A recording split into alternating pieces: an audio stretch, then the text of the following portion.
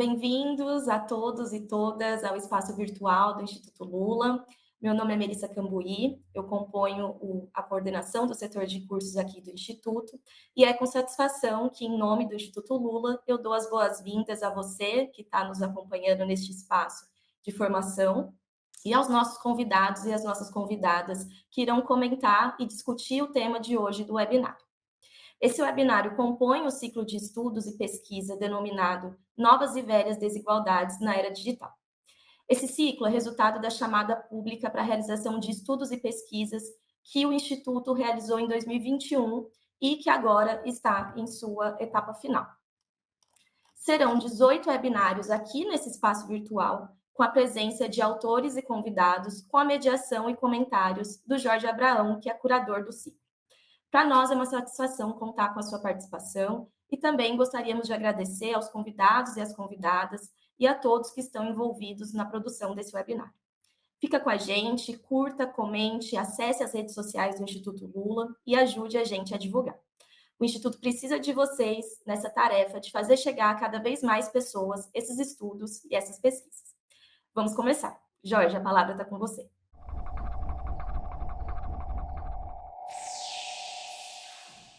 Olá, saudação a todos e todas que estão nos acompanhando nesse momento nas redes sociais do Instituto Lula. Hoje vamos dar continuidade ao ciclo de estudos e pesquisa do Instituto Lula, denominado Novas e Velhas Desigualdades na Era Digital. Esse ciclo é composto de webinários para apresentação e debate dos estudos e pesquisas aprovados na chamada pública que o Instituto Lula fez no final de 2021 e que agora já estão em sua etapa final. Depois de alguns meses de trabalho e discussões internas, este é um momento oportuno para os autores receberem comentários, críticas e sugestão de convidados externos sobre os seus trabalhos.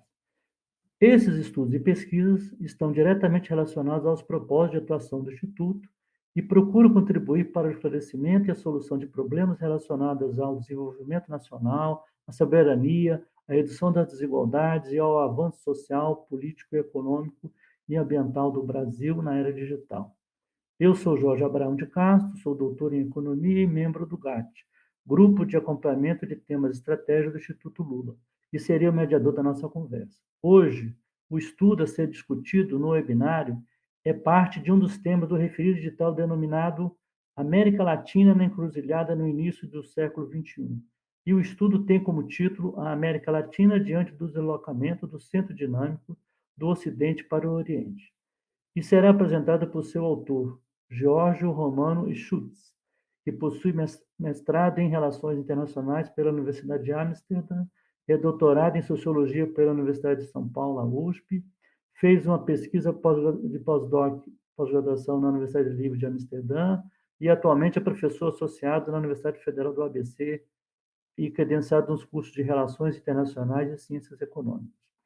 Esse trabalho será comentado por Ana Amélia Penido Oliveira, que é pesquisadora do Instituto Tricontinental de Pesquisa Social e do Grupo Estudos em Defesa e Segurança Internacional, possui graduação em Ciências Sociais pela Universidade Federal de Minas Gerais, mestrado em Estudos Estratégicos da Defesa e da Segurança pela Universidade Federal Fluminense e doutorado em Relações Internacionais pelo Programa Santiago Dantas. Atualmente cumpre estágio de pós-graduação e doutorado no Instituto de Políticas Públicas das Relações Internacionais da Unesp. E também será comentado por Pedro Silva Barros, que é técnico de planejamento e pesquisa do Instituto de Pesquisa Aplicada IPEA, atualmente já terminou o pós-doutorado no Departamento de Economia e no Programa de Pós-Graduação em Integração da América Latina da USP. Doutor em Integração da América Latina na USP, mestre em Economia Política na PUC de São Paulo e bacharel em Ciência Econômica na USP e bacharel em Direito na USP também. Bom, complementações ao currículo, quero dizer que eu retirei isso, né, do site, então, se vocês quiserem complementar, se tiver alguma coisa aqui não está adequada, por favor, cada convidado fica à vontade para fazer as complementações necessárias, tá bom? Feitas essas apresentações iniciais, eu passo a palavra ao Jorge para que ele possa fazer a apresentação do seu trabalho. Jorge, a palavra é sua, de 20 a 30 minutos, fica à vontade.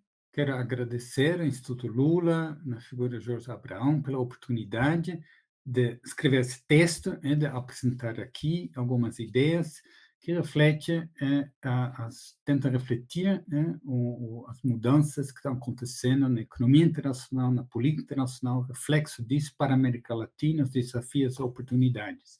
Quero também agradecer a Ana Penido e o Pedro Barros pela leitura atenta, os comentários que eles vão fazer.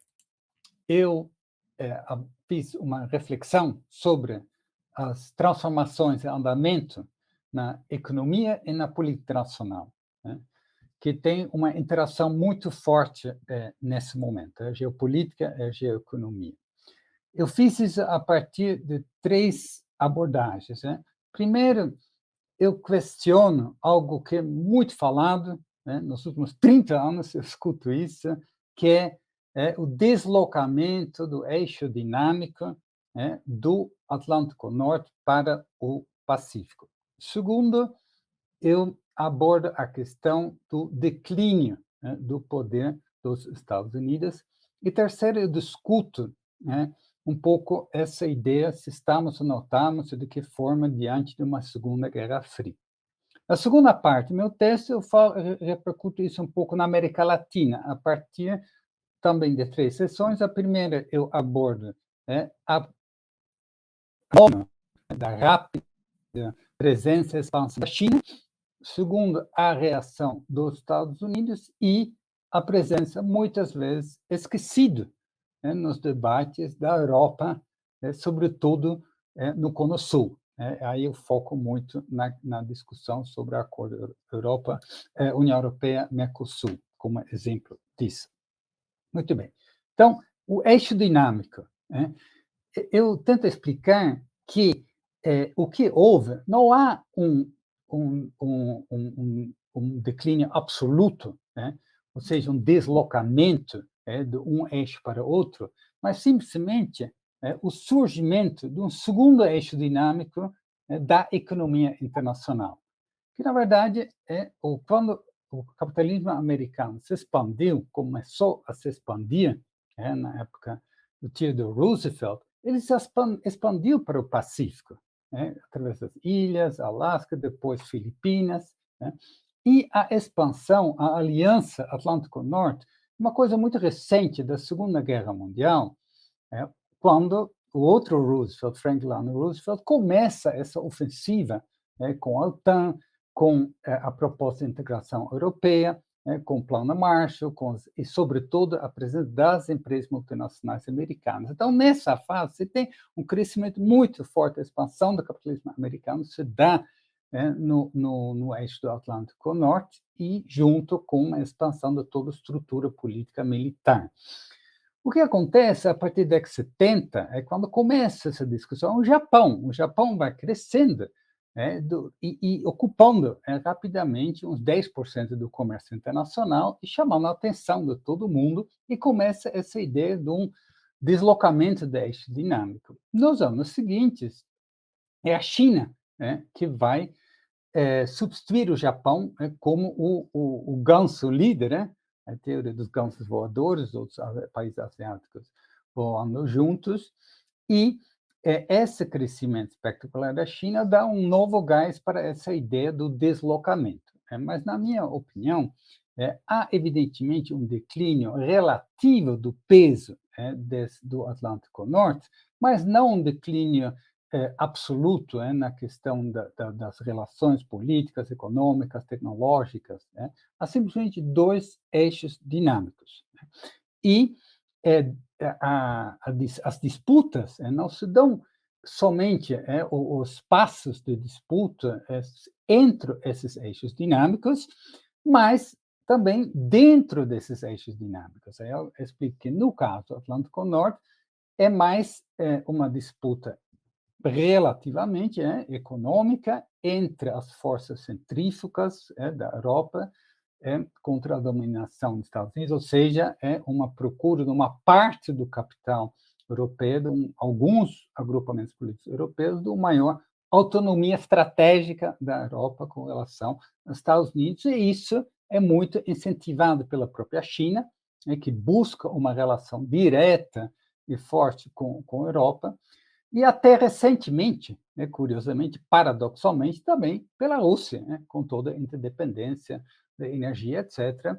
Mas exatamente a guerra da Ucrânia reforçou o domínio, está reforçando o domínio dos Estados Unidos sobre a Europa, e, de certa forma, repactuando essa relação no Atlântico Norte. Já no Pacífico, a situação é muito mais complexa, porque os Estados Unidos apresentam e insistem que eles são uma potência pacífica também. E, de fato, de certa forma, é verdade, mas eles extrapolam um pouco e se dão o direito de estar muito presente na política do Pacífico. E aí, no Pacífico, você tem a enorme oportunidades que a economia chinesa oferece aos demais países, como o Japão, como a Índia, como Filipinas, mas, do outro lado, o medo desses países de uma dominação que faz com que abra-se um espaço para os Estados Unidos aí tentar manter sua presença através de várias alianças, e o Biden apostou muito nisso, já veio do Obama, a relação com a Índia, isso vai se reforçando, com o Quad, que é quase uma OTAN do Pacífico, do Indo-Pacífico, inclusive a terminologia, não é mais o Sul-Pacífico, mas o Indo-Pacífico, para deixar um termo que muito foi inventado, utilizado muito pela diplomacia japonesa, para mostrar essa aliança, incluindo a Índia. Muito bem, então, essas disputas são importantes para essa dinâmica. Eu faço a questão de mostrar que as empresas multinacionais, eles continuam apostando, buscando oportunidades de lucrar, de acumular em todos os vários espaços. A Tesla, por exemplo, ele tem fábricas em Xangai, uma grande fábrica nova em Xangai, ele aposta numa fábrica grande na Alemanha, e ele tem, evidentemente, sua presença nos Estados Unidos. Intel, a mesma coisa. Então, você tem essa pequena tensão, porque cada país em si, os Estados Unidos, querem que Elon Musk investe nos Estados Unidos. E a mesma coisa vale para o capital europeu e também para a China. Muito bem. Segunda questão, então, é a questão do relativo declínio do poder dos Estados Unidos. Embora eu sou jovem, mas eu comecei a minha militância em 78, eu entrei na faculdade em 81, ou seja, no meio daquele ano desastroso para os Estados Unidos, 79, quando você tem a Revolução do Irã, totalmente inesperada, que transforma um grande aliado em um grande inimigo, quando você tem a Revolução Sandinista, lá do lado dos Estados Unidos, e quando você tem a invasão do Afeganistão pela União Soviética, a qual os Estados Unidos não conseguem reagir. Ainda tem muito, ainda a ressaca gigantesca da perda da guerra do Vietnã, e, portanto, a palavra de ordem era o declínio do poder dos Estados Unidos. Livros e livros, debates, o fim da hegemonia dos Estados Unidos, havia até um filme que todo mundo devia assistir na época, Decline of the American Empire, e não é isso que aconteceu. Por quê? Por dois fatores. Porque uma potência que poderia ocupar esse vácuo, suposto vácuo que estava se criando, o Japão não tinha vontade política para fazer isso, e a Alemanha muito menos. Os dois tinham índice de produtividade, tecnologia muito maiores. E a segunda coisa, essa mais importante, é que a gente nunca pode subestimar a resiliência, a capacidade do capitalismo estadunidense de se reinventar. Sob liderança do Reagan, você teve o que chama de hegemonia 2.0, que passa por uma ofensiva do dólar, que Conceição Tavares chama de diplomacia do dólar, mas eu chamo de ofensiva do dólar, grandes investimentos na questão militar, uma repactuação, enquadramento dos aliados europeus, e você tem um segundo fase de expansão. O capitalismo se move entre crise e expansão, e às vezes as pessoas se perdem, enfatizando demais as crises e não dando o devido olhar para as fases de expansão, suas consequências políticas. Então, embora haja hoje uma situação que, de fato, a hipótese de um declínio forte dos Estados Unidos é razoável defender, mas não é certeza. Né? Estamos no meio de uma guerra em torno da quarta revolução tecnológica industrial. Né? Eu explico também que na época da década de 80 era exatamente também a questão da tecnologia que foi fundamental para o capitalismo estadunidense se reinventar, né? E, no caso, hoje estamos nessa briga. Os trilhões que o Biden está gastando tem muito essa função de tentar recuperar e manter a liderança dos Estados Unidos à frente dessa quarta revolução industrial tecnológica e aumentando de novo os gastos militares. Ou seja, é possível que haja um declínio enfim, gradual, seguro, né, do poder dos Estados Unidos, mas há também uma possibilidade de estarmos vivenciando a organização, no rejuvenescimento do capitalismo americano. A grande diferença, evidentemente, com a fase anterior, da primeira crise da hegemonia dos Estados Unidos, é a presença da China, que tem autonomia e que tem vontade política de, sobretudo, vamos simplificar, expulsar os Estados Unidos do Indo-Pacífico, da Ásia. Isso é um objetivo bastante claro, simbolizado pela questão de Taiwan, mas vai muito além disso. Então, nós estamos nessa fase de uma disputa acirrada, na qual os Estados Unidos querem, eles estão também determinados de manter sua hegemonia. Embora haja muitos problemas, é que, de fato, é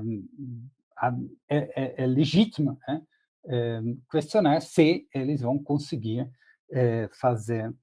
manter essa liderança. E terceiro, então, é a questão da Guerra Fria. Embora, talvez, assim, é óbvio que não é a mesma coisa que a Primeira Guerra Fria. É a mesma coisa que a Segunda Guerra Mundial, não é a mesma coisa que a Primeira Guerra Mundial. Mas os três grandes argumentos que sempre foram utilizados para dizer não tem nada a ver com a Guerra Fria era em total interdependência econômica, a questão que não haveria um embate ideológico e a questão que o mundo não, os outros países, o resto do mundo, não é obrigado a se posicionar, que a Guerra Fria era exatamente isso, você dá está de um lado, está do outro lado. E que eu tento argumentar, problematizar, é que essas questões são um dinamismo, as coisas mudam. Por exemplo, interdependência econômica, quando o Trump começou a falar num deslocamento, não era só uma retórica. Na verdade, todos os países é uma volta clara ao nacionalismo econômico, exatamente com o maior poder do Estado, o maior papel do Estado, para defender a economia e para garantir que os ganhos da quarta revolução industrial tecnológica sejam concentrados, apropriados por cada país. Isso acontece na Alemanha, acontece na Europa no geral, acontece nos Estados Unidos e na China. Ou seja, não é só Covid. Covid acelerou isso, porque mostrou a fragilidade das cadeias produtivas internacionais. A guerra na Ucrânia reforçou ainda mais. Tem também a questão ambiental, que por si só já é motivo para questionar a lógica da organização global, da produção internacional, de levar soja de um lado para o outro lado do mundo, ou, por exemplo, na Europa, quando você começa a investir muito em reciclagem, bom, quando você começa a tirar do lixo todo, dos resíduos sólidos, por exemplo, os metais, você percebe que você não tem mais nenhuma fábrica que pode trabalhar com esses metais. Então, você tem que mandar isso para a Ásia, para reaproveitar.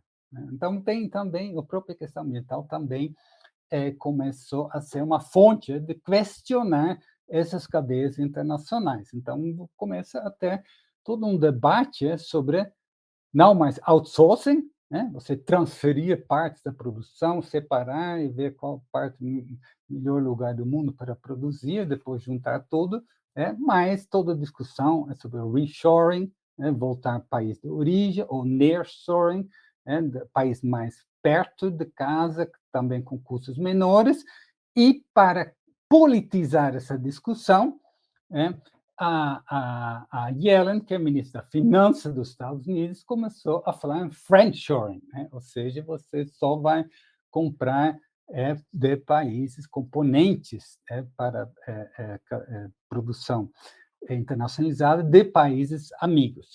É claro que isso é muito diferente nos vários setores. Os setores de ponta determinantes para ganhar a liderança na quarta revolução industrial tecnológica são aquelas onde a vontade dos Estados nacionais de apostar no neomercantilismo, no nacionalismo econômico, do jeito que a gente quer mencionar, ou seja, trazer isso para casa. Para só dar um exemplo, a Holanda faz 50 anos que o Ministério da Economia não publicou um documento chamado Política Industrial. Acabou de publicar.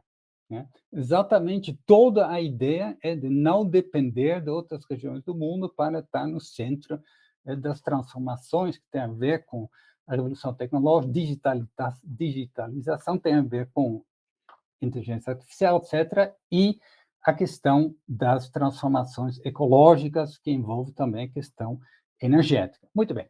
Então, essa era uma parte. A questão, segunda questionamento, se não há uma Segunda Guerra Fria, questão ideológica. E, de fato, mesmo o Trump, ele falava de guerra comercial, ele falava de concorrência desleal. Ele não colocava em termos ideológicos, ele não tinha nenhum problema de abraçar lá o líder da Coreia do Norte. Acontece que o Biden, na tradição democrática, ele começou a falar, dividir o mundo em democracias e autocracias, com toda a hipocrisia que a gente conhece. Agora, abraça, ele está indo para onde essa semana? Israel, depois para a Arábia Saudita. Bom, se Israel já questionava pela questão palestina, na Arábia Saudita é mais difícil ainda de você falar numa democracia. Mas a gente assistiu o ano passado esse encontro bizarro online, onde o professor Biden chamou os alunos, ou seja, os presidentes de todos os países, menos aqueles que eles mesmos tinham declarados, taxados como autocracia. Já imagina um assessor lá pegando a lista de todos os países? Não, esse é pequeno demais. Não, esse é autocracia. Não, isso sim. E, por incrível que pareça, os países queriam estar lá para ouvir, então, a fala do Biden. E isso, evidentemente, coloca a questão em termos ideológicos, muito ideológicos. É muito mais difícil de resolver que um conflito comercial. Da parte da China, bom, quem acompanha a China nos últimos anos, é evidente que há um enorme revival do que eles consideram marxismo, com mais nas escolas, inclusive abrindo uma escola lá na África, do Partido Comunista, e na linguagem dá muito mais ênfase ao partido do que ao Estado. Tudo bem, estamos em 100 anos do aniversário do Partido Comunista, mas, mesmo assim, essa é uma tendência que vem se fortalecendo muito. Os 3 livros, volumes do Xi Jinping já mostram também isso. Então, assim, um acirramento, uma tentativa de colocar o que parecia ser um conflito comercial, um conflito tecnológico, em questões, termos ideológicos. A terceira questão já é um pouco diferente, porque exatamente os países do sul global, eles têm quase unanimidade, isso se expressa também no BRICS, de dizer, não, eu não vou participar mais disso. Eu não vou repetir isso. Eu quero fazer negócio com a China, eu quero ter a minha política nos Estados Unidos, eu quero ser amigo da Europa, nada exclui uma coisa ou outra. Por isso, inclusive, isso já é um teste um pouco na questão da Ucrânia, onde praticamente a totalidade dos países fora do OECD não acompanhou a política de sanções. Bom, rapidamente, então, para a América Latina, que eu mostro é que há uma surpreendente avanço da China, surpreendente com relação a 15 anos atrás, jamais alguém poderia imaginar. Fora o México, se não fosse pelo México, os Estados Unidos realmente são muito inferiores na questão comercial. A China já ocupa há muito tempo o principal parceiro comercial. Também nos investimentos a China avançou muito e tem uma estratégia muito clara, que parece um pouco aquela estratégia que os Estados Unidos usaram depois da Segunda Guerra Mundial. Você junta em um pacote investimentos das empresas multinacionais, tanto estatais como não estatais, financiamentos, políticas de cooperação e diplomacia de alto nível, né? Há muitas visitas de alto nível da China para a América Latina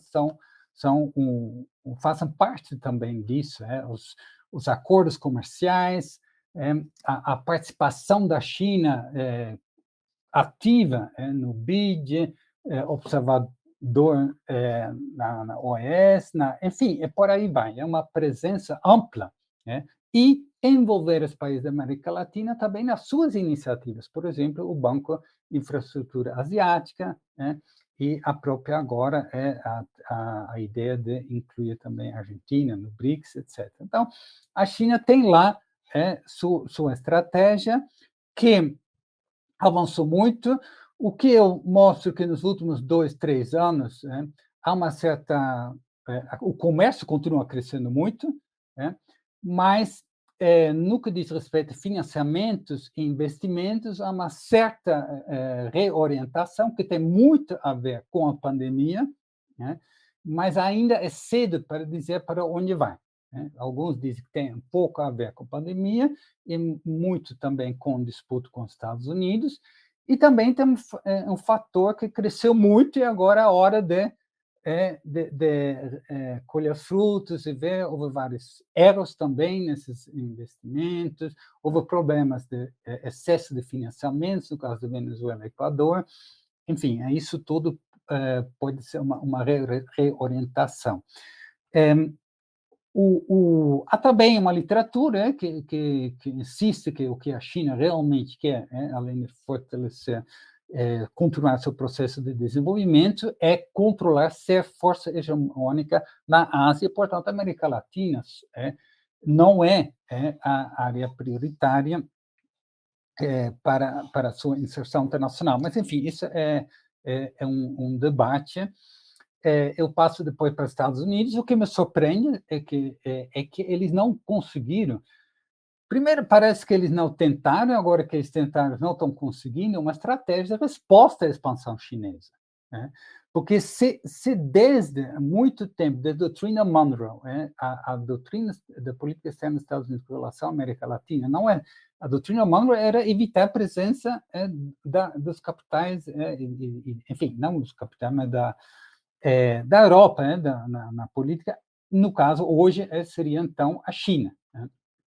Strategic denial, negar estrategicamente a presença predominante de qualquer outra força que pudesse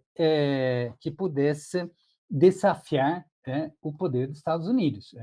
Por isso que seria essencial na América Latina manter a América Latina como seu quintal. Mas, na prática, a gente vê pouca estratégia. O Encontro das Américas, lá a Cúpula das Américas, organizado agora de novo, primeiro foi em 94 nos Estados Unidos, de novo nos Estados Unidos, alguns meses atrás, foi um desastre total, demonstrou a falta, não há propostas. Os Estados Unidos vêm para a América Latina, vêm com discurso preocupação com migração, vem com discurso ainda sobre o narcotráfico e vem com discurso do perigo da China. Quando a China vai para a América Latina, e qualquer um que teve encontros com os chineses aqui, eles não vão falar dos Estados Unidos, eles vão falar de desenvolvimento, né? Então, enquanto isso acontece, é claro que a China tem uma vantagem muito grande, né? Você vai dizer para o Brasil, não usa o Huawei para fazer 5G? Ah, tudo bem, e daí? Vou fazer o quê? Não vou usar? Vou ficar atrasado? Né? Então, não há alternativas, nem em parte de financiamento, a infraestrutura muito menos, né? Então, essa é um pouco a questão dos Estados Unidos, né? Embora já faz um tempo que há uma previsão que, com acirramento do conflito China-Estados Unidos, da rivalidade, há de se esperar, né, uma maior presença dos Estados Unidos, uma maior pressão dos Estados Unidos.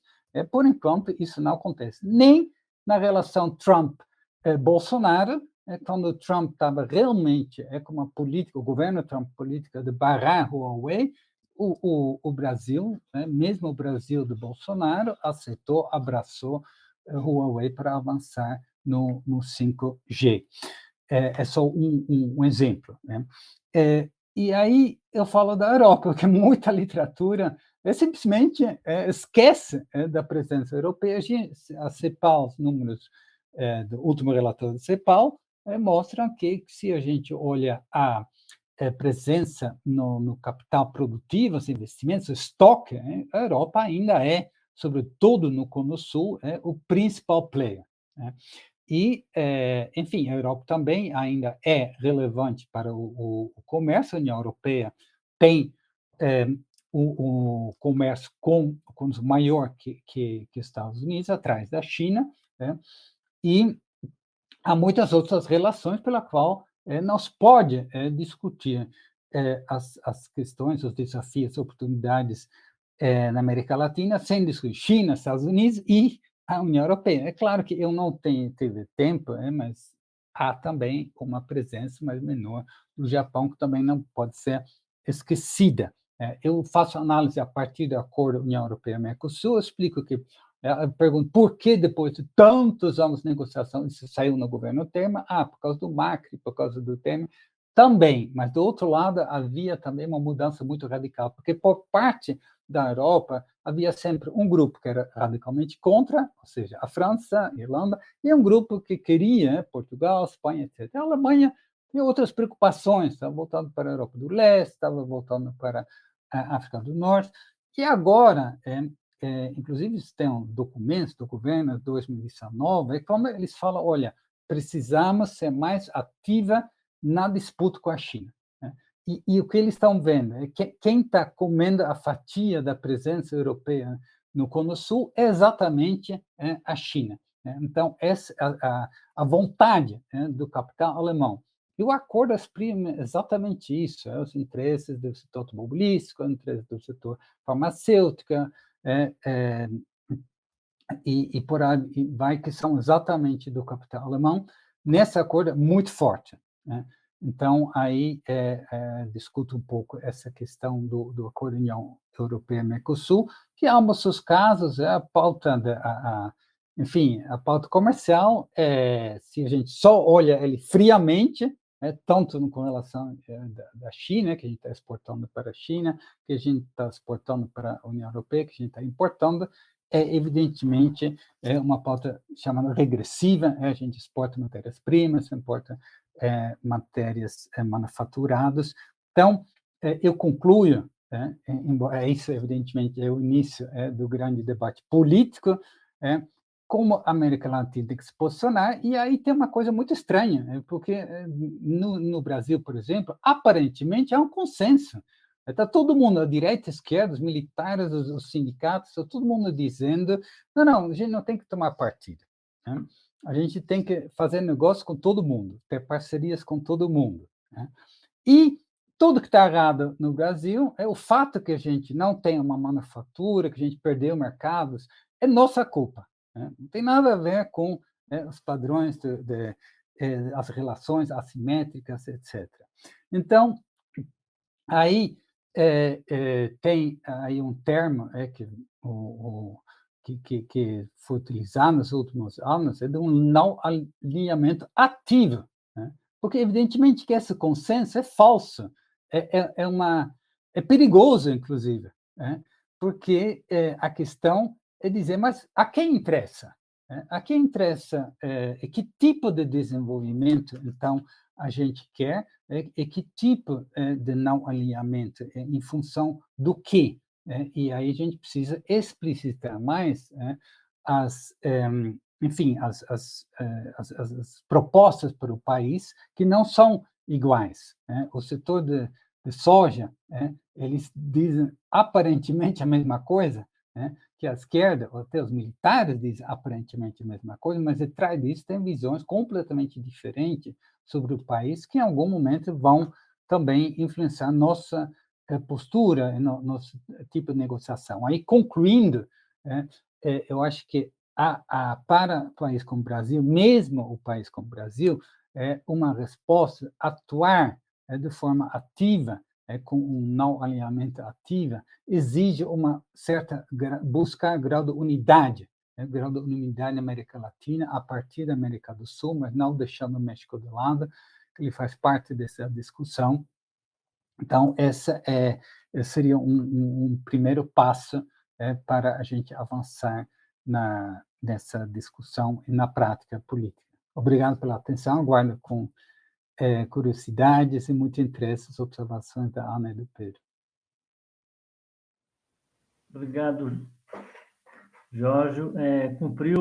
Eu já estava aqui para chamar a atenção, Jorge. Estava passando um pouquinho, mas foi bem, foi bem. Eu acho que não ter lido o texto aí ficou melhor. Bom,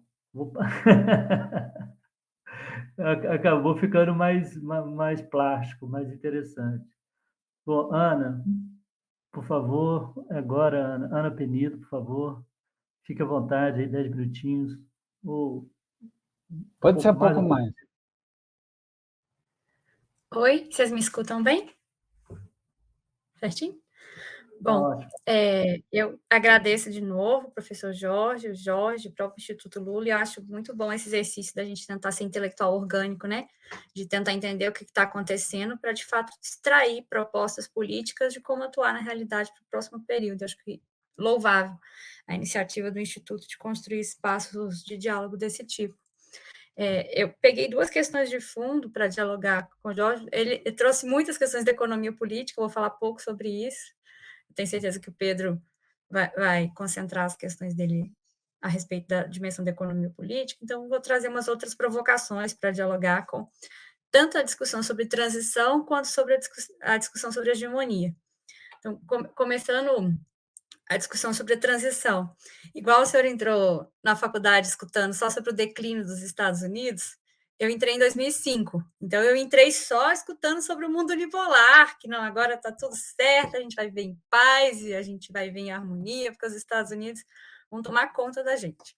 E é uma questão de temporalidade também, né? Como é que as coisas vão ser cíclicas na formulação da academia. Mas uma questão que eu acho que eu levanto sobre a transição hegemônica, é porque normalmente a gente pensa a transição como se fosse aquela linha, né? Um país em declínio, outro país em ascensão, e um vai substituir o outro em algum momento.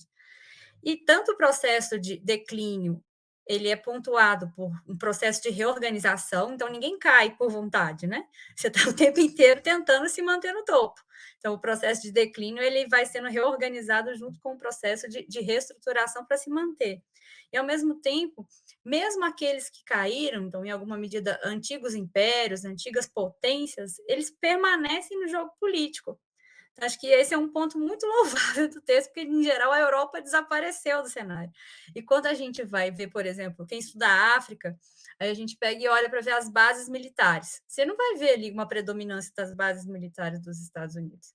Você vai ver a França com uma presença ainda muito grande. Então, assim, teoricamente, antigos impérios, antigas potências que tinham espaço ali naquele território. Então, acho que o texto também tem esse ponto que eu acho positivo, e, em geral, pouco presente, de questionar, né? Não, tudo bem, está tendo algum grau de transição, mas e os antigos impérios? Vocês acham que os Estados Unidos vão desaparecer do cenário se a China ascender? Como é que eles vão se manter no jogo. E olhando para a gente aqui, América Latina, a Europa está aqui ainda, a Europa se mantém, tem esse tipo de interesse. Acho que essa é a primeira dimensão que eu achei muito interessante do texto, seja não tratar o declínio como algo estático, seja entender que não, mesmo quando a gente cai, um conjunto de consequências e um conjunto de iniciativas daquela antiga potência vão permanecer existindo dentro da conjuntura política dos países. O que eu fiquei talvez um pouco em dúvida é como que essa transição vai acontecer, porque em geral, as pessoas concentram a discussão na economia política, e aí a China, com todas as suas dimensões de tecnologia, 5G, etc., se coloca adiante. Mas pouco surge uma discussão no sentido de se as transições são ou não são violentas. Historicamente falando, a maioria das transições foram violentas. E aí eu digo isso porque o texto toca de leve na questão da Ucrânia em alguns momentos, né? Sobre se a guerra na Ucrânia seria ou não seria uma expressão dessa disputa de transição, que não é uma disputa conjuntural, que é uma disputa estrutural, né? De placas tectônicas que disputam, de fato, o poder no cenário geopolítico global. Fiquei com essa dúvida, por exemplo, quando surge, em algum momento do texto, fala assim, não, vou pactuar a ascensão com a China, pactuar a ascensão chinesa, pactuar qual que é o grau de autonomia europeia, e eu acho isso pouco viável, historicamente falando, né? As transições, em geral, foram violentas e mais, ninguém cede poder. Então, não visualizo uma possibilidade de pactos desse tipo. Entendo eu que mesmo o exemplo que tem no texto de quando China e Estados Unidos faziam reuniões bilaterais para decidir o que fazer com a América Latina, sem a América Latina, isso é uma expressão, na verdade, dos Estados Unidos tentando ter a China dentro do bojo de influência deles aqui no continente, e não identificando eles enquanto um concorrente e talvez ali estabelecendo, né, qual que é o seu território, qual que é o meu território de influência. Então, acho que essa seria a primeira provocação que eu faria, professor Jorge. A segunda é agora com relação à dimensão da hegemonia. O texto, em diferentes momentos, ele fala sobre aspectos da hegemonia, mas cada momento do texto ele toca num tema diferente. Então, seja do ponto de vista da hegemonia econômica, da hegemonia política, da hegemonia cultural e da hegemonia no sentido... Eu achei interessante, inclusive, que tem algumas passagens que falam até da hegemonia do ponto de vista de qual que é o modo de vida estadunidense. Uma informação, por exemplo, sobre os opioides, eu até anotei aqui para gravar, porque a gente, normalmente, quando vai discutir a hegemonia deles no campo cultural, normalmente a gente se lembra dos assassinatos em massa, né? Que são proporcionados pela circulação em massa também de armamentos entre a população. Mas o que eu fiquei curiosa foi porque em mais de uma passagem surge o exemplo também da tecnologia militar e de como que a indústria militar ela é importante nesse processo de retomada econômica dos Estados Unidos em mais de uma oportunidade da história deles. E aí, quando vai discutir com a China, o texto trata um pouco no sentido de que, olha, o objetivo das empresas não necessariamente tem a mesma temporalidade do objetivo do Estado, né, dos Estados Unidos da América. Na área militar, eu não sei se isso se aplica, porque tem mais de um autor que vai usar o conceito de desenvolvimentismo. Como é que era, gente? Desenvolvimentismo obscuro, desenvolvimentismo oculto? Desenvolvimentismo oculto. De como que na área militar, essa dinâmica econômica que funciona para outros setores, né, de concorrência, às vezes, na área militar a lógica é bem diferente. Como é que, na verdade, o Estado regula por completo as empresas. E mesmo aquelas empresas, aquelas áreas mais estratégicas, tipo aeroespacial. Então, eu fiquei com algumas questões nesse sentido, embora também uma coisa bacana que eu acho no texto é que ele pondera esses diferentes campos de hegemonia. Então, assim, normalmente, quando as pessoas vão pensar na hegemonia dos Estados Unidos, elas pensam imediatamente que não, eles mantêm a hegemonia porque eles têm a hegemonia militar. E aí, num momento do texto, o texto fala assim, não, eles têm um grande poder militar. Aí aqui eu pensaria assim, o que é ter um grande poder militar? É ter um grande poder em equipamentos militares? Porque mesmo tendo um poderio grande em equipamentos militares, os Estados Unidos vêm perdendo as guerras em que eles se envolveram. Então, eu mediaria um pouco o que significa esse, de fato, grande poder militar, no sentido de expressar muito mais uma capacidade de acúmulo de armamentos do que, de fato, de poder. E aí tem na área aí dialogo também com outro conceito que o texto traz, que é esse de autonomia estratégica, porque isso vai redundar ou não na nossa adoção, inclusive, de políticas mais regionais, né? Na discussão regional. E aí, a autonomia estratégica, acho que, em geral, a maior parte dos autores da área de segurança pensam muito nessa dimensão dos equipamentos. Então, o que seria um país que não é dependente? É um país que produz os seus equipamentos o mais endogenamente possível, né, que tem uma indústria organizada, e é isso, tem capacidade de atuar nesse cenário geopolítico global. Eu acho que a gente tem que dar um passo atrás ainda mais, porque, assim, autonomia estratégica eu entendo como autonomia de pensamento estratégico.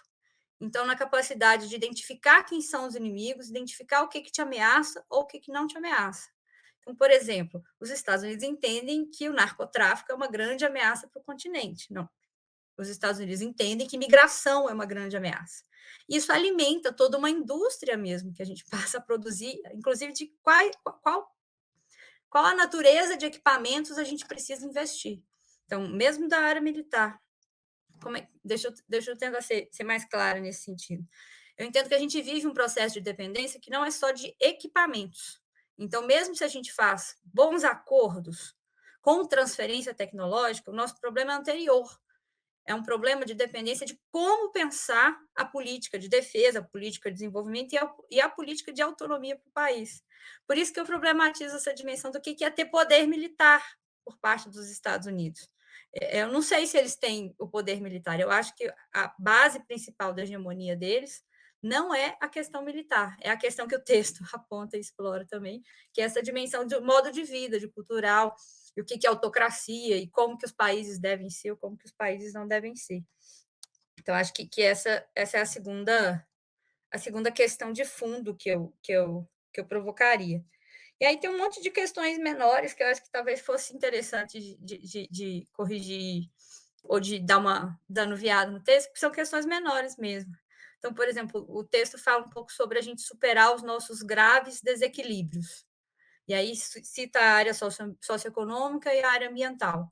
Acho que talvez pudesse ficar mais aberto, porque os nossos graves desequilíbrios são muitos e de naturezas diversas, né? A área militar, a área tecnológica, não só a parte socioeconômica, a parte ambiental. Uma segunda questão, bem simples também, que aparece no texto, essa ideia de que, olha, a China cresce na América Latina na ausência dos Estados Unidos.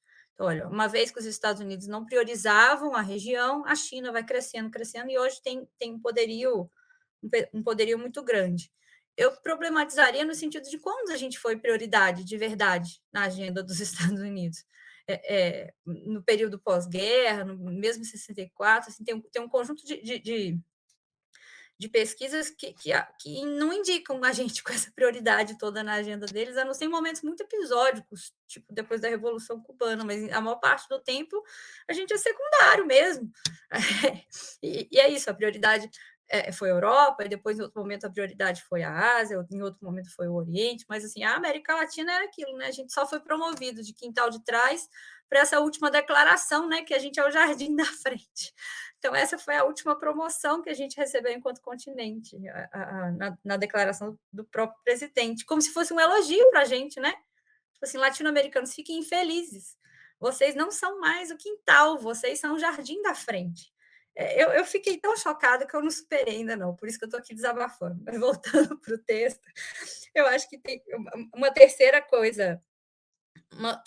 questão simples também, é que o texto fala sobre a dimensão da negação dos recursos estratégicos de outras potências à América Latina, ali nos anos 60 e 70.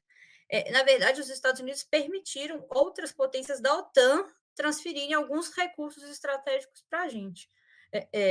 Os navios, por exemplo, ingleses, vieram para cá nessa época, com algum grau de transferência tecnológica. Então, óbvio que sempre subordinada, sempre dependente, mas eu acho que talvez fosse melhor deixar mais amplo, no sentido de que, olha, na verdade, os Estados Unidos negaram a nossa relação com qualquer outra potência extra-OTAN, né? Até porque o texto fala bastante sobre essa dimensão da importância da OTAN, seja para garantir que eu achei a formulação nesse sentido ótima, viu, Jorge? essa ideia de que, olha, não, é para manter a Europa forte o suficiente para enfrentar, seja a União Soviética na época, seja a China hoje, mas fraca, sempre subordinada ao que é a agenda estadunidense para a região. Então, essa seria a minha quarta problematização, que é simples também. E aí eu acho que a gente tem uma diferença de entendimento sobre a Ucrânia. E aí não é nem sobre o que significa a guerra, mas no sentido de quem provoca. No meu entendimento, os Estados Unidos anteciparam a guerra. Dado esse cenário de que a transição hegemônica segue em curso, a China cada vez mais com mais força, para a China é interessante levar o conflito em banho-maria. Para os Estados Unidos, não. Para os Estados Unidos antecipar e fazer com que um conflito entre duas potências, que não acontecesse no território deles, óbvio, mas um conflito entre as duas potências, antecipar isso faz com que traz mais facilidades para os Estados Unidos, uma vez que eles podem determinar em que terreno esse conflito ocorreria. E eles escolheram o terreno, foi o terreno da Ucrânia. Então, acho que eu teria alguma diferença nesse sentido sobre a leitura da guerra. E aí, uma última questão, que eu de fato, agora só sobre a América Latina, para tentar me manter no tempo que o Jorge provocou, aí tanto uma pergunta quanto uma conclusão que eu fiquei do texto. Assim. Uma é uma pergunta, porque esse desencontro é bem falso mesmo, né? Essa ideia de que não, a gente tem que se manter, não se aliar a nenhum dos dois lados em disputa, a gente não deve se aliar nem a China, nem os Estados Unidos, mas, na verdade, cada um dos segmentos das elites brasileiras tem a sua opinião sobre a quem deve se aliar. Não é verdadeiro também a ideia de não alinhamento. Se a gente olha, por exemplo, os militares, é nítido e palpável que eles preferem um alinhamento com os Estados Unidos, assim como foi ao longo de todo o século. Isso tem dados no sentido inclusive, de um processo de crescimento, incremento, de exercícios conjuntos, de gente que vai para lá fazer curso, de gente que vem para cá, de parcerias, inclusive comerciais. Então, assim, a elite militar tem claro qual que é o seu lado nessa disputa geopolítica, que são os Estados Unidos. A nossa elite econômica parece tender para outro lado, que é com quem ela tem mais parcerias nesse momento sendo levadas em conta. Uma grande questão que eu me pergunto é se esse desencontro de leituras geopolíticas entre as elites brasileiras não vai dar errado em algum momento, no sentido deles olharem para diferentes referências mesmo, do ponto de vista global, escolherem um lado diferente nessa disputa que está acontecendo. E aí, até porque eu acho que eu concordo com o texto, no sentido de que a história da América Latina cabe a ela mesma. E, nesse sentido, ela está diante de três potências e definir qual que é o melhor comportamento que nos interessa diante dessas três potências. Mas, como o próprio texto mostra, as três potências têm táticas muito diferentes nas suas relações com a América Latina. Então, depende muito de qual segmento social de fato, uma potência faz muita diferença ou não. Se a gente for olhar para a área militar, a relação com a China não é militarmente expansionista. Ela não tem um monte de base militar espalhada pelo mundo, ela não prioriza acordos militares no sentido ofensivo. A própria política de defesa dela é defensiva, né? Estratégia toda montada no sentido dela própria e da sua região, que é muito diferente dos Estados Unidos, por exemplo, que tem uma política de defesa voltada para o controle do globo, literalmente do território inteiro. Então eu falei, não, peraí, então, sim, a gente está diferente de três potências, mas com táticas muito diferentes, que se desdobram de maneira diferente em cada território também que a gente for analisar. Como eu estou mais próxima da área militar, acabo olhando mais para isso, mas não só. E aí eu não conhecia esse conceito de não alinhamento ativo, fiquei super provocada depois que eu li o texto, aí fui procurar e faz muito sentido, inclusive, diante da discussão política que a gente fez uns 2, 3 anos atrás, sobre, qual que é a melhor tática diante do governo Bolsonaro, se devia ser alguma defesa ativa, se devia ser voltar mesmo, né, se proteger, ter mais segurança nesse sentido. Então, eu gostei do conceito, fiquei curiosa, e talvez ajude a gente, diante desse cenário mesmo de diferentes potências, como é que a gente coloca a gente próprio em primeiro lugar, e concluo já que é o Instituto Lula e o Lula é o mestre, né, das metáforas e das historinhas, tem um ditado que fala assim: quando dois elefantes brigam, quem sofre é a grama. E é isso, né? A gente está diante de dois elefantes brigando e a gente é a grama nesse processo. Aí a provocação que eu faria, professor, é porque assim, normalmente a gente está olhando para os dois elefantes quando a gente fala em Guerra Fria. Aí todo mundo fala assim, uma nova Guerra Fria. Então, uma nova guerra entre dois novos elefantes, pode ser em outros parâmetros, mas a gente continua olhando para os elefantes. Se talvez a gente não devesse gastar e pensar mais, assim, um pouco mais no que foi o movimento dos não alinhados, o que foi a política terceiro-mundista, por que ela deu certo, por que ela teve dificuldade. Então, assim, olhar mais para as políticas que a grama adotou diante daquele cenário da Primeira Guerra Fria, para pensar um pouco mais nos balanços, né? Fazer um balanço mesmo do que deu certo, o que deu errado, para pensar o nosso comportamento aí diante do próprio cenário. Então, acho que agradeço de novo o convite, professor Jorge. Câmbio e desligo. Muito bom, Ana. Então, por favor, Jorge. Eu agradeço muito a leitura atenta, os comentários da Ana. Vou focar só algumas coisas, o que é importante, Ucrânia, como diz o nosso eterno chanceler Celso Amorim, pior que o crime foi o erro. Então, você tem totalmente razão, que os Estados Unidos, depois de um primeiro momento enfim, de dificuldade de reagir, eles aproveitaram dessa ação da Rússia para fazer o que eles queriam, reenquadrar a Europa. Os Estados Unidos brigaram com os países europeus o tempo todo. Primeiro, para não ter Nord Stream 2. O Trump, colocou sanções econômicas para a construção. A Merkel brigou o tempo todo, exigiu do Biden, se você quer reatar as relações, tem que levantar as sanções. Foi feito isso. Foi o Biden que levantou as sanções e isso fez com que se continuou a construção do Nord Stream 2, só que a entrada em operação foi perturbada por essa invasão. Então, aumentar o gasto militar na Europa. Jamais os países europeus, a Merkel e companhia, enrolaram os americanos, todos eles, jamais iam aumentar. Ninguém mais dava bola à OTAN. Esse cara que aparece agora como secretário-geral da OTAN era um ilustre desconhecido.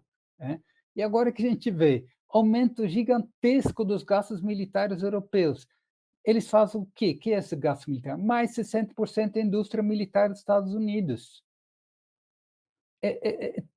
Por isso, pior que o crime de violar a integridade territorial, de fazer uma ação militar unilateral, foi o erro, porque fortaleceu a OTAN, foi tudo que os Estados Unidos queriam. Bom, enfim, então, dito isso, é o maior desafio da política externa da China nas últimas décadas. E, por enquanto, a China realmente está aguardando, se posicionando necessário para ver como tirar também melhor proveito, como todos estão fazendo, como a Índia está fazendo, como a Arábia Saudita está fazendo. Nesse momento a gente está falando, o Biden está lá, de pianinho, pedindo para a Arábia Saudita, por favor, eu achava que não precisava mais de você, porque o gás e petróleo de xisto são independentes, autossuficiente de petróleo, mas agora a coisa mudou, tal.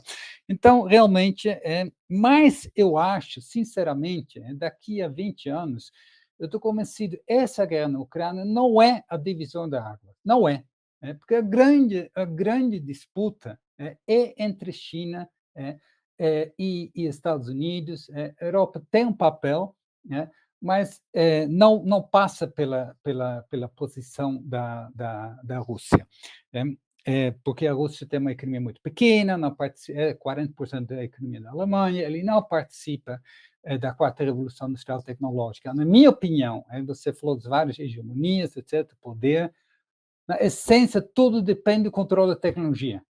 O controle de tecnologia determina a sua competitividade econômica, determina a sua capacidade militar, e, portanto, essa é a disputa principal.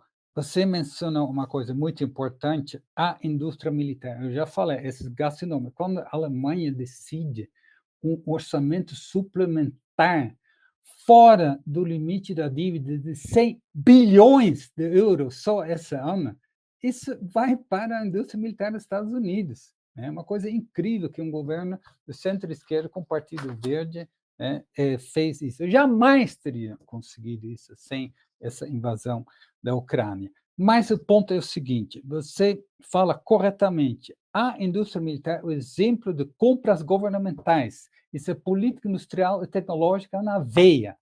É uma forma de nacionalismo econômico, de neomercantilismo, mas que agora está se estendendo também às outras empresas. Né? Quando o Reagan utilizou isso, o Trump também, o Biden também, esse crescimento absurdo do orçamento militar dos Estados Unidos vai para empresas americanas, é tecnologia americana, mas é muito mais do que isso que está acontecendo. O Biden está usando o conceito da autonomia estratégica, e também Europa, etc., esses gastos governamentais, também nas áreas de microprocessadores, da eletrificação dos carros, etc., etc. Então, a indústria militar é um elemento importante desse nacionalismo econômico, sempre foi um elemento, na verdade, da política industrial escondida, na verdade, oculta, mesmo na época dos liberais. Só que tem uma questão, quando você fala o Estado regula essas empresas, não, é uma forma, como é que o Estado americano consegue capturar as empresas dando dinheiro, como eles estão dando dinheiro para a Intel, como eles estão dando dinheiro para a TMCS, eles estão dando dinheiro para as empresas para investir nos Estados Unidos, ao invés de investir em outras áreas, mas a gente não pode esquecer que, como dizia já o Eisenhower no seu discurso de despedida, essas empresas têm tanto poder que eles que manipulam o Estado americano. Isso tem a ver com o que você falou, com guerras perdidas, etc. Mas não é guerra perdida para a indústria militar. Eles ganharam muito com isso, eles têm muito poder. E isso é um elemento estruturante. A gente precisa retomar as pesquisas sobre o complexo militar, industrial, tecnológica. Enfim, e para terminar, você fala América Latina, ele sempre foi secundário? Sim, porque a ideia de strategic denial, de negação estratégica, ele diz respeito à presença de uma força política militar que possa ameaçar de alguma forma os Estados Unidos. Se não há essa ameaça, a América Latina não é importante, ou não é importante, mas não é estratégica, não é. E você mencionou quando teve a Revolução Cubana, aparece lá essa ameaça. A grande discussão nos Estados Unidos, hoje, na literatura, no governo, na academia, é dizer, a gente está dormindo no ponto. Já existe essa ameaça, não é só econômica. Porque eles estavam olhando para a questão militar, dizendo, não, mas a China não tem base. Agora eles estão dizendo, não, mas tem uma base lá na Argentina. Não, mas a infraestrutura que o Pedro tanto gosta não é só para exportar soja, é também porta de entrada das tropas chinesas. Então, essa literatura que está aparecendo, tanto nos documentos oficiais dos Estados Unidos, no Congresso, o Congresso adora fazer isso, elemento dual dessa infraestrutura, maluco, mas para quê? Para sustentar a tese que passou do ponto e que precisa ter uma estratégia de strategic denial, ou seja, negação, ou seja, ter uma política compreensiva, complexa contra a ascensão chinesa. Para terminar mesmo, aí é uma discordância que a gente pode aprofundar em outros momentos. Qual é o ponto agora, hoje, fundamental para a estratégia dos Estados Unidos? É estancar a ascensão chinesa. Se for verdade que os militares brasileiros estão totalmente alinhados com os americanos, por que um governo onde tem tanta influência militar não fez absolutamente nada? Pelo contrário, Hoje, a média da exportação do Brasil para a China nos governos do PT era abaixo de 20%. No governo Bolsonaro, 30%. 5G era o cavalo era de batalha, evitar a ascensão chinesa, porque os Estados Unidos têm essa visão também, que a questão é um embate estratégico, tecnológico. Os militares brasileiros nunca questionaram a presença do Huawei. Né? Pelo contrário, o vice-presidente, que é militar, foi para a fábrica do Huawei na China, dizendo que estava aberto. Qual país tem um vice-presidente que foi para a fábrica do Huawei na China para dizer isso? Então, eu realmente eu estou aberto ao debate, mas eu tenho muita dificuldade de entender que no ponto principal que eles querem viajar para os Estados Unidos para fazer treinamento, isso eu entendo, né? Isso entendo perfeitamente. Né? Mas no ponto principal, que é estancar a ascensão chinesa, eu não vejo nenhuma ação concreta que eu possa dizer, não, realmente os militares brasileiros estão, como estavam no combate ao comunismo, né? Estão alinhados com essa questão que é prioridade número 1. Mas, enfim, o debate continua. Agradeço muito suas contribuições ao debate e sua leitura atenta. Eu admiro muito o seu trabalho. E, enfim, vamos continuar o debate em outros momentos, outras oportunidades. Bom, obrigado, Jorge. Ele fica te provocando, né, Pedro? Jorge é... Porque ele já fez uma prévia comigo outro dia. Pedro, palavra sua. Pode questionar ele, Pedro. Pode espremer ele. Obrigado, Jorge Abraão. Satisfação revê-lo aqui depois de algum tempo. Agradeço o convite do Instituto seu e do Giorgio para comentar esse texto. Saúdo a Ana Penido, satisfação também ouvi-la e presenciar aqui em primeira mão, né, do debate, que eu acho que é saudável, e mais que saudável, é necessário, né, entender essas complexidades. Claro que não se esgotam aqui nesse espaço, mas são questões fundamentais, porque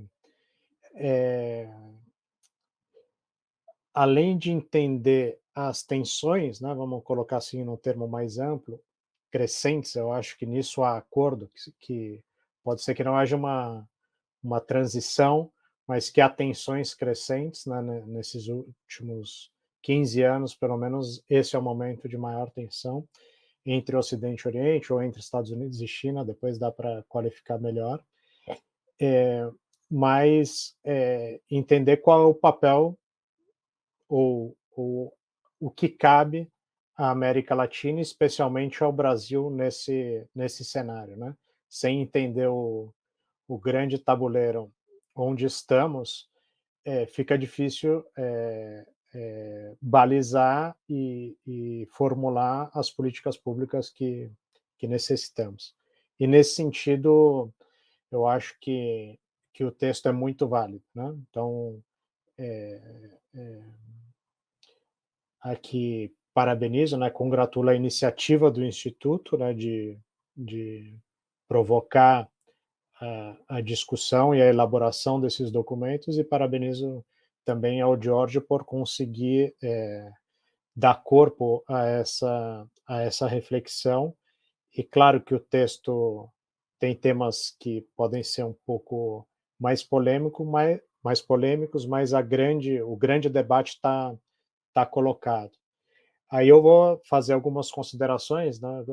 Daria para passar aqui a tarde toda, certamente, ou o dia todo, comentando os vários trechos e as várias provocações apresentadas pelo Giorgio. Eu vou me concentrar em algumas que eu acho fundamentais.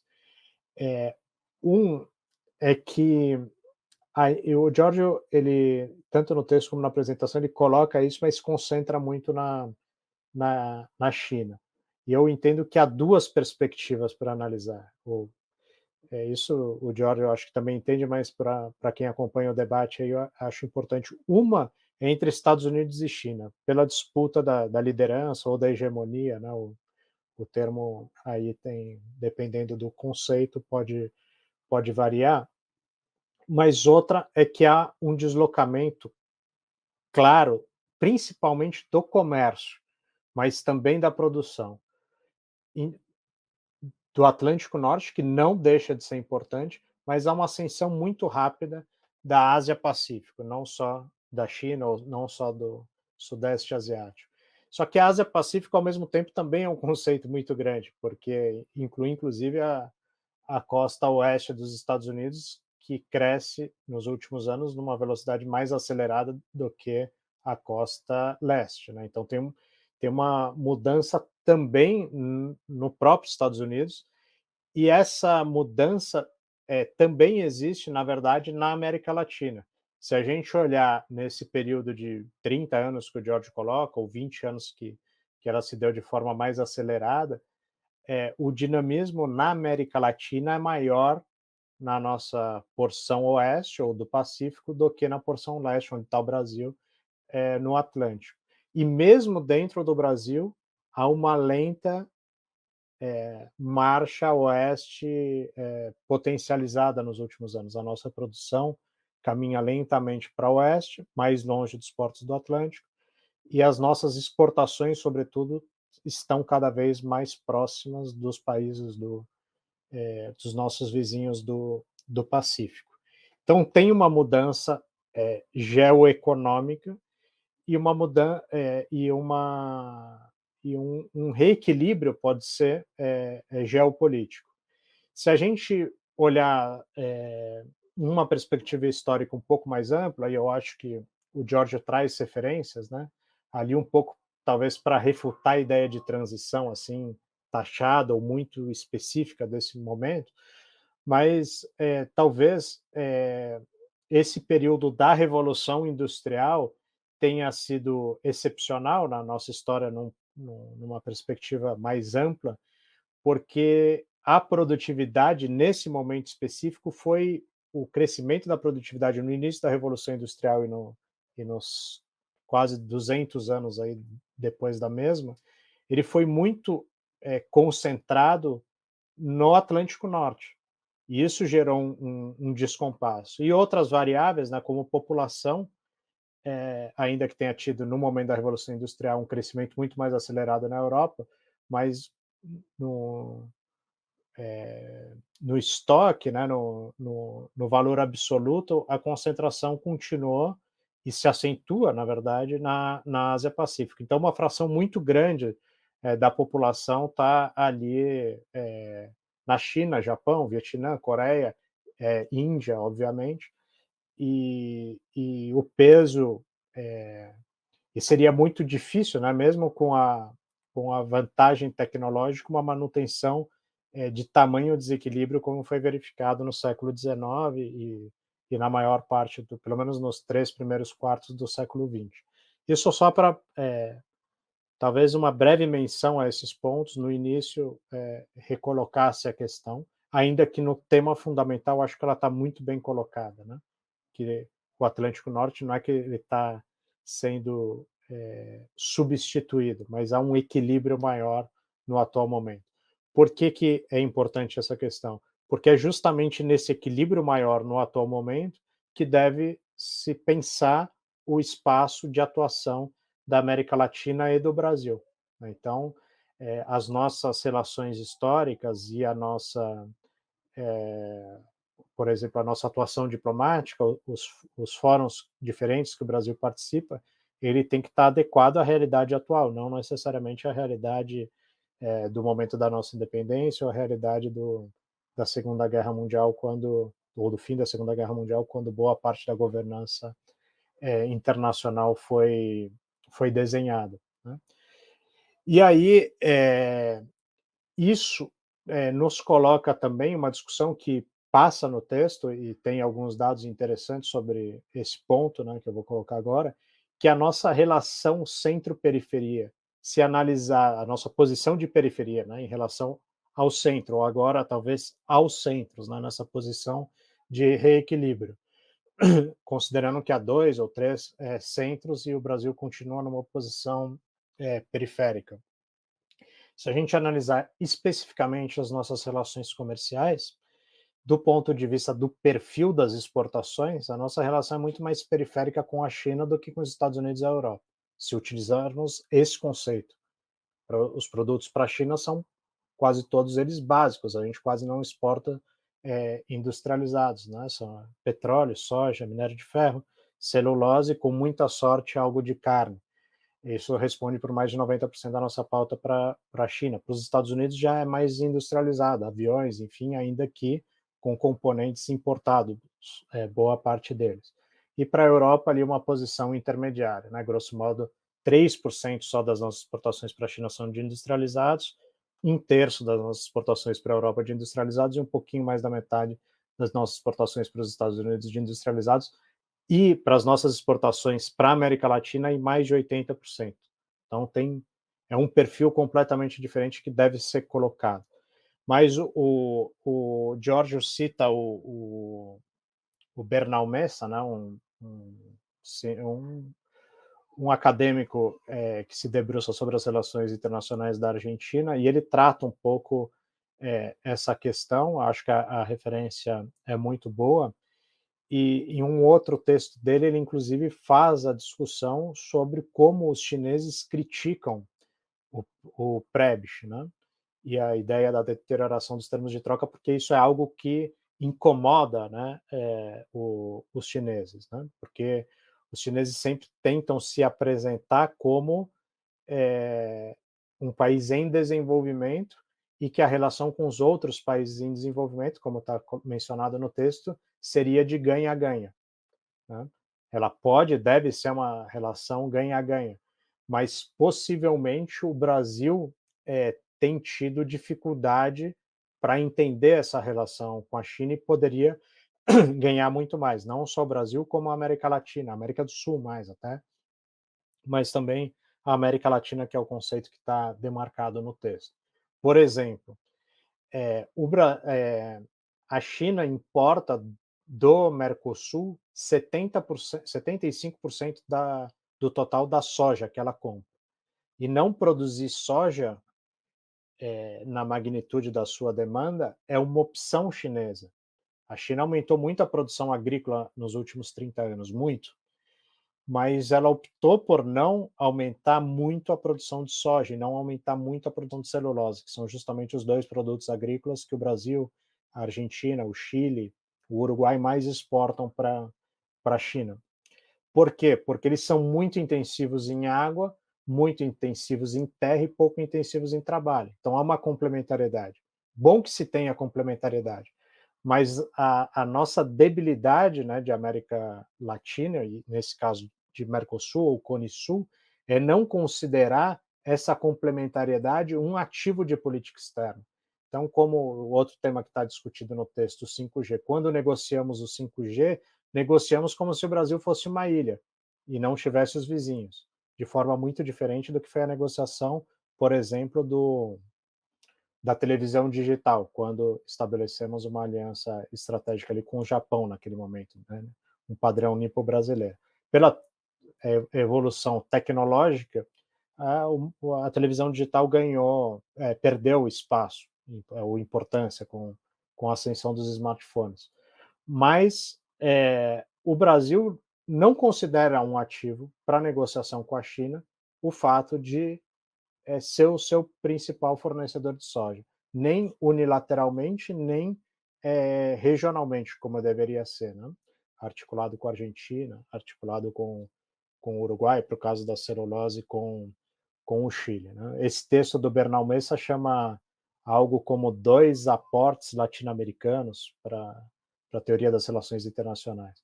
Ele trata tanto do conceito de deterioração dos termos de troca, como daquela ideia que os chineses também criticam, né, do realismo periférico, né, que foi a base teórica ali da política externa do Menem, enfim. E outra questão que eu chamaria atenção, né, então, na primeira aí eu gostaria de ouvir alguns comentários do Giorgio sobre isso, né? Tá claro ali, e eu acho que é muito válido o conceito do Ominami, de não alinhamento ativo, né? Esse não alinhamento tem um movimento dos não alinhados. No começo da década passada, né, 2011, 12, a Índia usou muito a ideia de não alinhamento 2.0, está na base para eles da formatação do BRICS. E essa proposta, né, que ganhou espaço aí no grupo de Puebla e entre outros interlocutores, né, que eu acho que provavelmente é a partir daí que será formulada, né, caso seja eleito o presidente Lula a política externa do Brasil no próximo período. Esse não alinhamento ativo, ele considera a equidistância entre esses principais atores extra-regionais e considera também, que é muito importante, né, e no texto, claro, não é o tema central do texto, mas eu acho que poderia ter mais peso, a integração regional, porque o papel que a América Latina pode ter, ou o Brasil, ou a América do Sul, vai ser mais adequado para colocar em prática um não alinhamento ativo se atuando em conjunto. Então, a governança regional aqui, na América do Sul, em particular, né, que é o espaço de presença mais clara do Brasil, deve ser recuperado. Então, tem com novas agendas, não basta ser a reestruturação da Unasul tal como ela parou em 17, mas com a agenda ambiental tem que ter mais peso, e essa agenda global também. Então, a China, por exemplo, tem que entender que a negociação sobre infraestrutura, né, que está desenhada no texto, ela não é um detalhe, e que ela poderia, para os interesses da América do Sul, a negociação em conjunto, né, de projetos de infraestrutura, de financiamento, enfim, tem um espaço. Aí, como uma questão, hoje saiu uma matéria sobre o Brasil no Financial Times, e tem esse gráfico que talvez vocês consigam ver, sobre a evolução de países comparáveis ao Brasil nas últimas 2 décadas, provavelmente. Aí não aparece o ano, mas... E a gente pode ver que um país se destaca positivamente. O Brasil se destaca negativamente, mas a Turquia se destaca positivamente. E aí, Giorgio, a gente sabe, e aí fica a provocação, que a Turquia ela tem se mantida em espaços aparentemente contraditórios. Por exemplo, ela, ao mesmo tempo que participa da OTAN, ela participa do grupo de Xangai, né, que reúne, para temas militares, ainda que com uma institucionalidade mais frágil que a OTAN, mas a Rússia e a China. Então, ela está nos dois espaços, né? E o Brasil, ele, inclusive no governo atual, ele tem mantido a sua participação no BRICS, não da mesma forma, claro, que aconteceu nos governos Lula e Dilma, mas tem mantido, participa das reuniões, preside o novo Banco de Desenvolvimento, por exemplo, o Banco do BRICS, e pleiteia, e é prioridade, pelo menos declarada, né, assim, declarada pelo Itamaraty nos governos Temer e agora no governo Bolsonaro, a acessão à OCDE. Então, isso poderia tornar o Brasil o único país que está presente nesses dois espaços. Não sei se é forçar demais a analogia com a Turquia, no espaço militar, mas é uma possibilidade, né? O Brasil está nesses dois espaços. Não sei se é e nem é o objetivo aqui da nossa sessão, discutir se o Brasil deve ou não entrar e como deve entrar na União Europeia, não, na OCDE, ou se deve ou não ter um acordo Mercosul-União Europeia, se deve ter nos marcos atuais, eu acho que isso não está em discussão, mas se deve ter ou deve atualizar a política que está ali, mas a gente vê que o Brasil é um espaço ainda, né, um ator de diálogo entre a região e outros espaços da governança, né? E aí vem uma questão que eu queria colocar também, que é sobre o BID e os espaços de financiamento. A gente viu no teu texto, muito bom e importante esses dados, o estoque de financiamento da China para a região. Ainda que a China não tenha declaradamente, né, uma política externa definida pela aproximação ideológica, etc., se analisado esse dado em separado, estoque de financiamento para a América Latina, tem um recorte muito claro. Mais de 90% dos empréstimos chineses desde 2000 até agora se concentraram em poucos países e em momentos que esses países eram governados pela esquerda ou centro-esquerda, que foram Venezuela, de longe o primeiro, quase mais de 40% do estoque de financiamento chinês para a América Latina inteira, nesse período é para a Venezuela, depois Brasil, Equador e Argentina, mais ou menos no mesmo patamar. Então, tem um viés. Claro que esses países também, no caso do Brasil não, mas nos outros três sim, eles tinham muito mais dificuldade de aceder, de ter acesso a outros instrumentos de financiamento. Então, a China talvez tenha estendido a mão a esses países, e o Peru, talvez, e Chile, Colômbia e México mesmo tivessem acesso a outros financiamentos, a juros praticáveis, e não precisaram da China. Mas o fato é que é essa assimetria. E na eleição do BID, nessa última, que ainda foi no governo, coincidiu com o período do governo Trump, pela primeira vez um americano, um estadunidense, assumiu a presidência, se candidatou e ganhou a eleição, mas não foi isso já seria um simbolismo muito grande, mas ele ganhou com um discurso anti-China declarado, e diz que o BID deveria estar a serviço de uma política de contenção da China na América Latina e Caribe. E ganhou. O Brasil, inclusive, votou no candidato dos Estados Unidos e nessa plataforma, né? Porque o candidato implicava uma plataforma. E agora a gente tem, nos próximos anos, talvez, a possibilidade na verdade, o dever de redesenhar. Então, dentro desse quadro, dessa ideia, né, e aí fica a pergunta, de não alinhamento ativo, qual seria o papel do Brasil na governança financeira e das instituições financeiras internacionais? Porque pode ter o Brasil, dentro do BID, um espaço de influência dos Estados Unidos, pode ter a China atuando na América Latina também por meio do Banco do BRICS, o novo Banco de Desenvolvimento, e aí uma instituição mais próxima à China,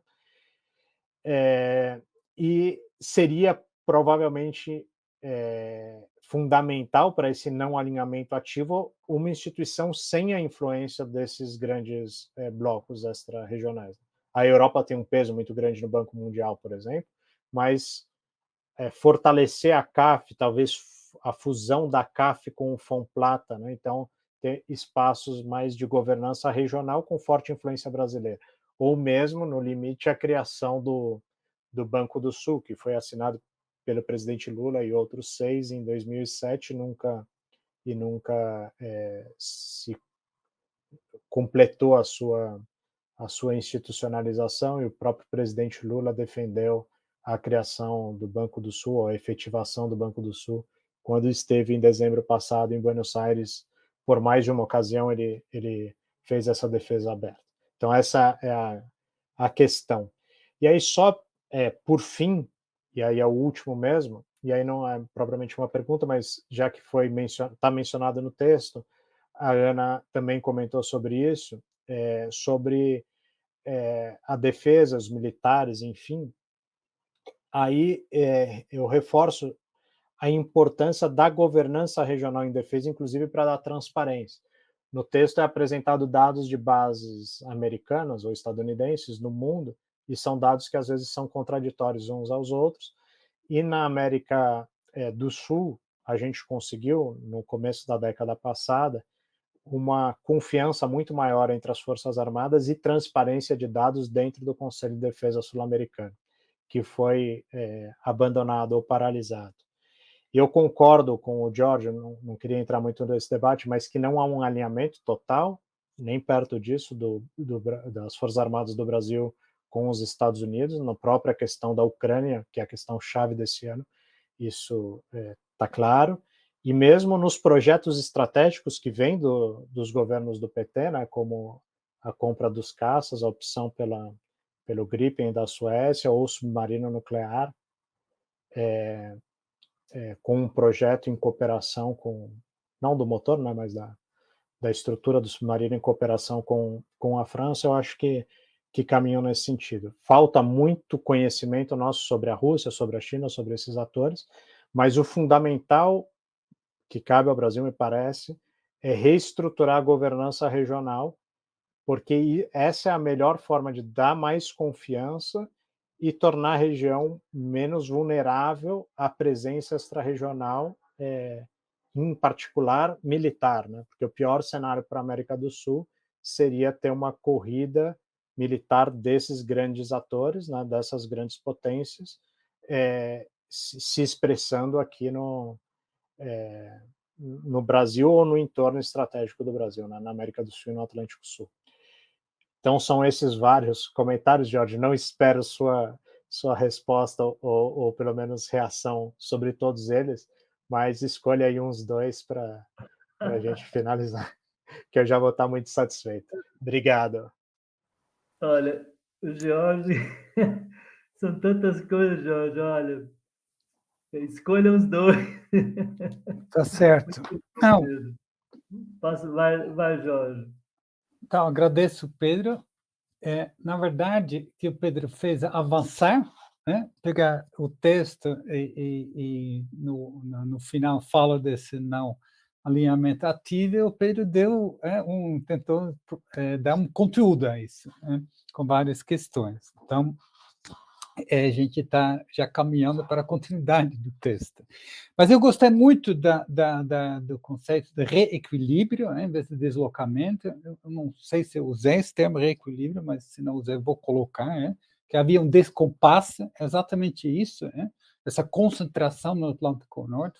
Houve uma desconcentração, com certeza, com vários efeitos sobre o comércio, enfim. Então, aí, isso foi bem explicado. A questão de soja, o fato que você tem soja, lítio, tem várias questões onde há vários países da América do Sul envolvidos, e que são insumos industriais para a China, que evidentemente ele vem com interesses deles ligados ao desenvolvimento dele, e coloco claramente, nenhum das potências vem aqui com preocupação de desenvolver a América Latina. Essa é atribuição única, responsabilidade única dos próprios atores, mas eu concordo que há margens para discutir questões tecnológicas, que o Brasil, às vezes, ele perde a oportunidade, não só com relação ao capital chinês, mas também com relação ao capital estadunidense, europeu,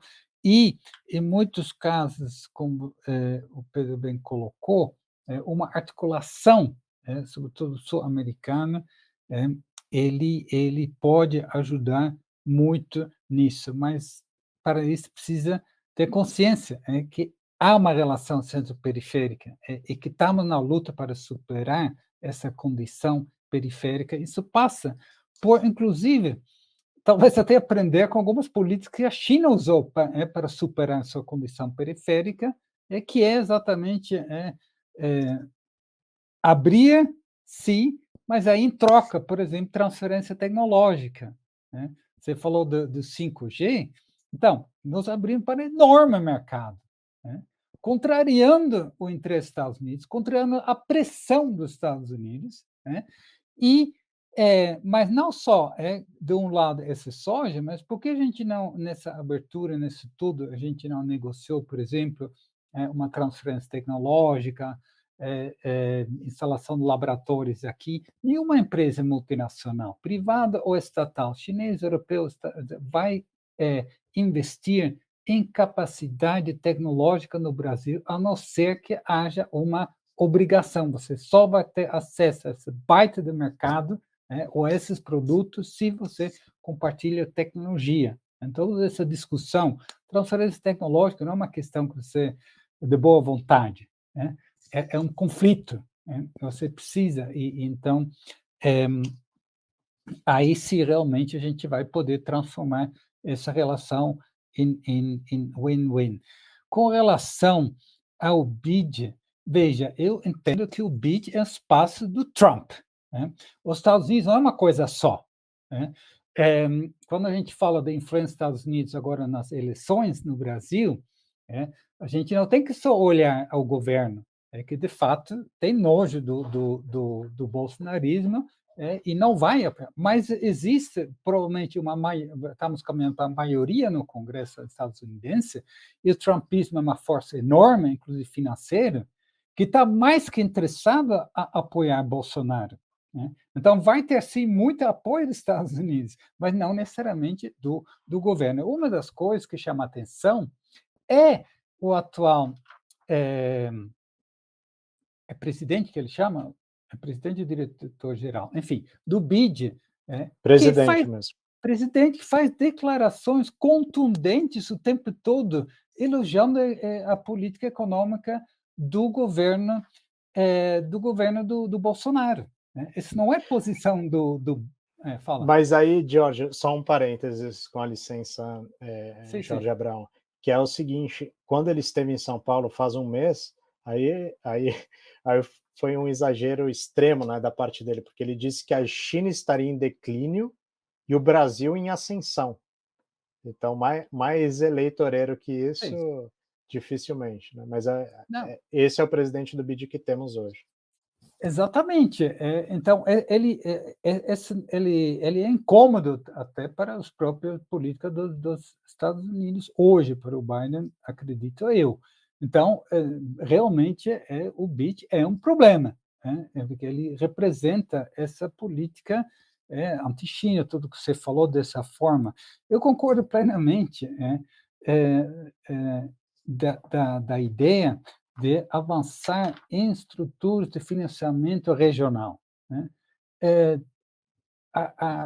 Enfim, o Banco do Sul ele não avançou porque houve desconfiança com relação à influência da Venezuela. Essa é a minha interpretação. E o Banco Central, se você quer uma instituição aliada com interesses, vamos dizer, financeiros estadunidenses, você vai encontrar isso no próprio funcionamento do Banco Central, etc., o uso das reservas internacionais do Brasil. É importantíssimo ter reservas como um seguro obrigatório para nos defender contra os ataques especulativos. Veja a situação na Argentina, desastrosa agora, dependendo do FMI para fechar a conta. Graças a Deus o Brasil não tem isso. O Brasil é credor em dólar. Muito bem. Mas precisa deixar 400 bilhões de dólares mofando nos Estados Unidos, financiar o endividamento do país mais rico do mundo. São 400 bilhões de dólares que precisa para isso? Qual economista consegue? Não. Será que 250 bilhões de dólares em títulos da dívida dos Estados Unidos não seria suficiente? E usar os outros em dólar? Não estou dizendo para incorporar, porque aí tem a questão da inflação, etc., da desvalorização, etc. Então, mas usar em dólar exatamente para esse fundo, né?